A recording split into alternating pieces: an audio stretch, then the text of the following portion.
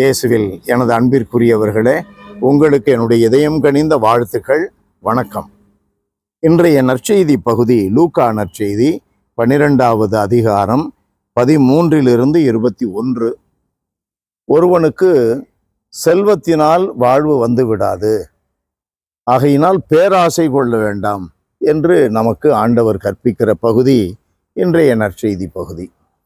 அன்பானவர்களே, மனிதன் செல்வத்தின் மீது கண்களை பதிய வைத்து விட்டான் என்றால் கடவுளை மறந்து விடுகிறான், கடவுளை மதிக்க தவறி விடுகிறான்.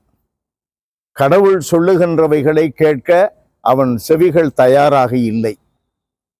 அதனுடைய பொருள் வாழ்வின் ஊற்றோடு அவனுக்கு தொடர்பு அருந்து போகிறது.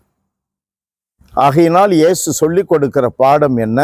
கடவுளை நம்புங்கள், கடவுளை நினைவில் வைத்துக் கொள்ளுங்கள், இவைகளெல்லாம் உங்களுக்கு சேர்த்து கொடுக்கப்படும். செல்வம் நமக்கு தேவை என்றால் கடவுள் நமக்கு கொடுப்பார். செல்வாக்கு நமக்கு தேவை என்றால் கடவுள் நமக்கு அதை அளிப்பார்.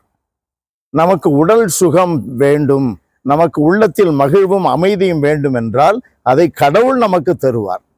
இந்த உலகம் தர முடியாது, உலகம் தர முடியாது.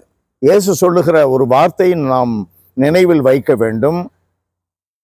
உலகம் தரும் அமைதியை போன்ற அமைதியை உங்களுக்கு நான் தரமாட்டேன்.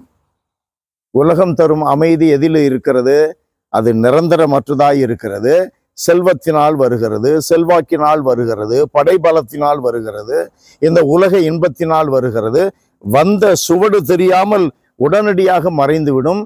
நிம்மதிக்கு பதிலாக மனதிலே எரிச்சல், மனதிலே வெறுப்பு, மனதிலே கசப்பு உணர்வு, வாழ்க்கையில் சமாதானமின்மை, அவைகளைத்தான் இவைகள் சம்பாதித்து வைத்து சேர்த்து கொடுத்து விட்டு பறந்து போகும்.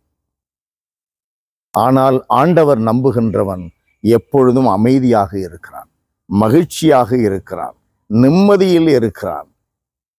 அவனை மலை போன்ற துன்பங்கள் வந்தாலும் கூட அசைக்க முடியாது. எல்லாம் வல்லவரே எங்கள் இறைவா, உம்மை போற்றி புகழுகிறோம். ஆண்டவரே, எங்களுடைய அன்றாட வாழ்க்கையில் உம்முடைய நன்மையின் ஊற்றாகிய கிறிஸ்துவை நாங்கள் பற்றி கொண்டு அவர் வழியாக இந்த உலகையே வெல்லுகின்ற வலிமையை பெற்றுக்கொள்ள எங்களுக்கு அருள்தாரும். இயேசுவின் நாமத்தில் ஜெபிக்கிறோம் பிதாவே. ஆமென், ஆமென்.